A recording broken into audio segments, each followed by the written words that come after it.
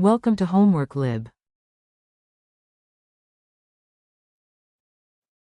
Propose two synthesis ways for 3-methyl-butane-2-ol using two different Grignard reagents. First, let's read the structure. Butane, 3-methyl-butane-2-ol.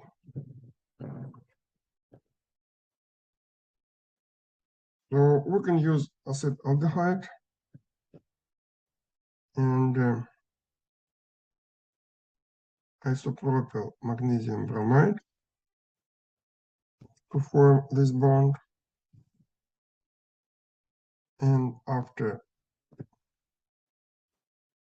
acidification, you'll get the product. Or we may target this bond, and then we'll use this aldehyde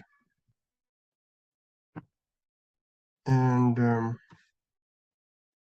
methyl magnesium bromide.